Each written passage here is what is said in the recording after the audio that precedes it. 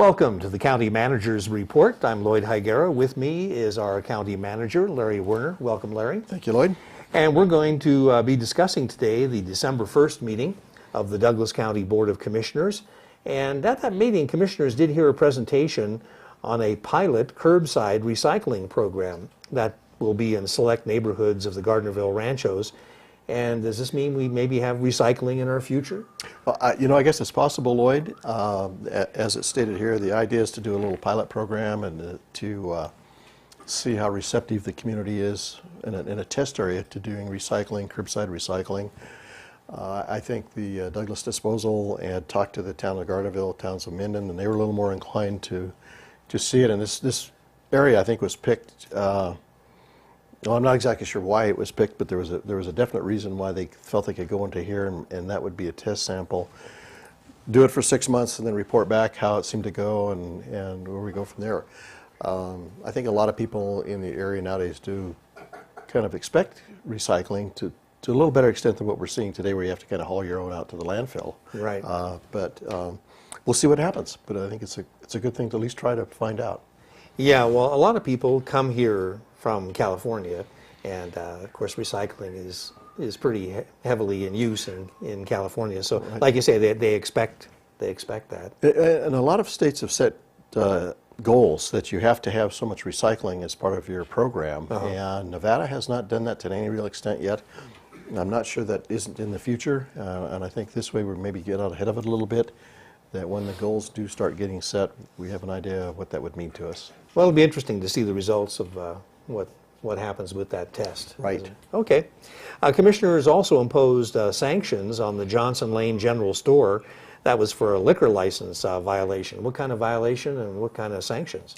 Well, they had two compliance checks that ended up having alcohol being served to minors. And the standard procedure is after 2 or more, then the employees are required to go through alcohol training, checking for licenses, checking IDs, that sort of thing. And I think at that stage, it's kind of a pretty significant warning. They have to do that training within 30 days with all employees. And then assuming there are no other violations, that's kind of where it stops. If it continues on, then there are further sanctions that get into monetary fines, closures, that sort of thing, if the problem continues. So I see. Okay. Commissioners did their annual performance evaluation on you, as a matter of fact, our county manager. How'd all that go? It went very well. I was very pleased with the comments I received, and it's kind of nice to get a little bit of assurance that the programs you're heading down are the right areas to go, and hopefully we'll keep up the good work, and everybody will stay happy. Okay. So you've got 2017 ahead of you, and that's the rest of your contract, isn't it? It is. Yeah. It is. Yes. Okay. Well, good luck. Thank you, Lloyd. In the year ahead. Commissioners also heard a presentation on the 2017 Federal Housing and Urban Development Community Development Block Grant Program. What was decided there? The actual decision was to schedule another public hearing. There's a series of public hearings that have to be held based on getting the notice out for people to apply for these grants, and then to go through kind of a ranking process. And I think this is what was conducted at this meeting was the second of 3 hearings that we have to hold. At the end of the 3 hearings, then the county commissioners would send their priority list to the state for then the evaluation through the state program to see how it ranks statewide as far as being a funded program. So there were 2 applicants. It was the Arts Council here, and to fix the storm drain line, which is in the back of the building. And the other one was the Eagle gas station that the town of Gardnerville has been working on to try to do the improvements down there, which has been a pretty significant program. So hopefully they'll both make it, but it's hard to tell. Okay. All right. Keep an eye on that one, too. Commissioners heard an update on the 2016 Airport Master Plan for the Minden Tahoe Airport, and how are things going out at the airport? Really very well. The update, they're on a 5-year cycle based on FAA, suggested timeframes for renewing the master plan update. They do what they call an airport layout plan, which kind of lays out the runways, the buildings, the taxiways, that sort of thing, kind of looking at short-term, medium-term, long-term. They look at the kind of the instrumentation, the technical side of the airport, how it's also being used for kind of a community support base. It kind of covers all the operations of the airport and looks at a kind of a projection out based on population, usage, that sort of thing, but it becomes a guideline for activities that take place out at the airport. Okay. So the board adopted that, and we had a lot of public comment over the last 18 months, actually, and it looks like it's a pretty well put together program, and we're looking forward to see what happens out at the airport now. Yeah, I know they're doing a lot of work out there, so. Yes, yes. They've been very successful in obtaining grants, and that's one of the things. The projects that they're doing have to be part of a layout plan and a master plan. And because the airport has been so responsive in getting their projects completed, they've received a lot of funding that normally might not have come to the airport. So. Okay, very good. Well, commissioners at that December 1st meeting introduced an ordinance amending the Douglas County Code to clarify the definition of live entertainment and special events as part of the liquor license process. This one's been around a while, hasn't it? It has. Yeah. It's generated a lot of interest, both positive and negative. What they were trying to do is clarify the procedures within the ordinance on issuing licenses, when you're required to get a live entertainment versus a special event license, that sort of thing. When do the two come together and you have to have one of each.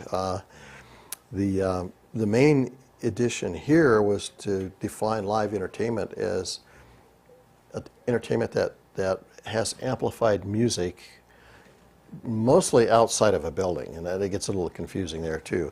But it really hadn't talked about the amplified music portion of it, and that's really what the issue is on the live entertainment. And then they changed the definition of a premise. If you're inside a premise, is what it used to state, then you didn't necessarily need to have a live entertainment permit. This one defines it that has to be inside of a building that's already houses a licensed liquor operation. So they did some cleanups there. And then a lot of it, like I say, was just to identify who within the county, sheriff's office, clerk treasurer, community development, needs to get involved in the issuing of these permits and who actually has the enforcement powers and that sort of thing. So a lot of internal language cleanup more than anything else. Okay, very good. Well, commissioners did approve a change of zoning for property on Drayton Boulevard in the Gardnerville Ranchos. What was that change in the property? That change was to change the existing zoning from 1/2 acre zone residential development to a minimum of 12,000 square foot residential development. That makes it consistent with the zoning classifications that surround that property and makes it more uniform as far as the community area goes. So that one went through pretty rapidly. So. Okay. And then commissioners introduced an ordinance changing zoning from neighborhood commercial to mixed commercial on the curve in Gardnerville. Right, and that one allows now with the mixed use commercial, it allows commercial property, and then on the same parcel can be high density residential, so you can kind of get a mix of multifamily and commercial. It's more typical how you would use on an infill project, which this one definitely is. So hopefully that will create the proper zoning classification to allow that property to be developed in some form or manner. So. Okay. Commissioners also tabled a resolution changing the design criteria for street improvements, water system details, sewer system details, and storage drainage details, and the Douglas County Design Criteria and Improvement Standard Manual. That's where all those things are contained. Right. So why the tabling? Well, it got really confusing. It's appropriate for the Board of County Commissioners to adopt the standards that we set on minimum requirements on how you do different construction projects, be it street paving or water and sewer system installation. The design details are the drawings that go along with those standards, and those can change pretty rapidly based on materials that are out there, on construction methods, on alternatives based on what you see on the particular site. And to have those adopted by a resolution would mean that every time there was a modification, it would have to go back to the Board of County Commissioners to modify that. And that's typically a pretty burdensome process to do with an engineering design issue. So what we asked is that they really think about whether or not that's a board issue or should that be actually done at the county engineer level. So what will happen is that although it's tabled, we probably won't bring it back in the form of design details. We'll bring it back in the form of a language within the standard specification ordinance that says the county engineer can adopt these standards, and upon publication by the county engineer, they're effective.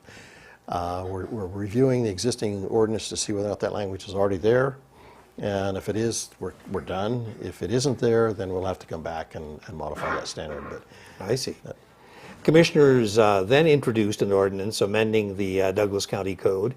That's in regard to requirements for excavation, street cuts and repairs, and encroachments and restoration work. right, and that's the standard specifications that I had mentioned in the previous item we just talked about.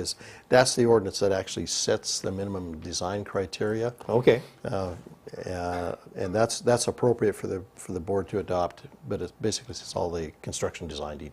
I see. And this next one probably also relates to commissioners adopting a resolution amending certain fees charged for encroachment permits and road closure permits. Yeah, and that one, although it is connected to the previous items, in this case, however, we're looking at recognizing that the general improvement districts do a lot of their own, and the towns do a lot of their own repair work, their own review of engineering drawings, that sort of thing that occur within their jurisdiction. We still want the permitting to come through the county, because that way we're the keeper of the records. We have one one area that we have all the history of all the work that's taking place. But since the towns and the GIDs are actually taking part in the process, the idea would be to send some of that money back to them for the work involved. So we'd collect it, but in turn we'd turn around and send it back to the GID for actually doing the work and doing the inspection and that sort of thing.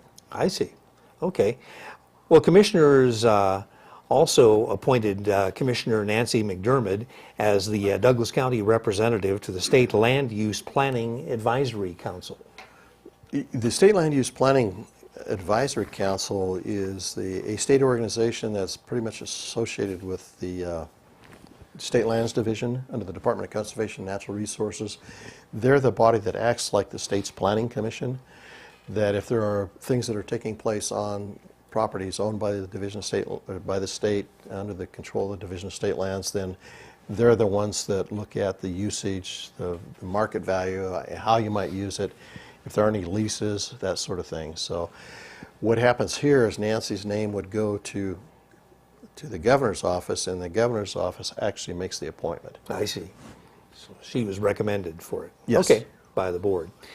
Commissioners continued action on replacing the current 2007 Douglas County Transportation Plan with the final draft of the 2016 Douglas County Transportation Plan. And why did commissioners decide to continue this item? There was some confusion on whether or not the transportation plan had looked at all the elements that needed to be looked at as far as what was contained in the plan. And then there was a concern over the extension of Ironwood and what classification of a street it was, whether a collector or a local street, and some confusion on the impact it may have on a particular piece of property.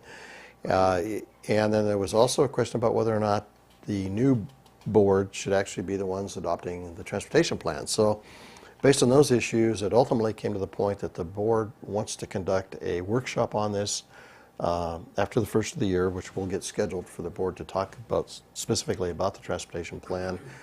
We'll also take a look at some of the issues that came up to see whether or not they're appropriately in the plan or not, but kind of then take a look-see and bring it back to the workshop, get some more input there as to where we need to go, if anywhere, and then bring it back to the board after that for ultimate decision. So it's still a plan in progress. Still a plan in progress. Okay. Right.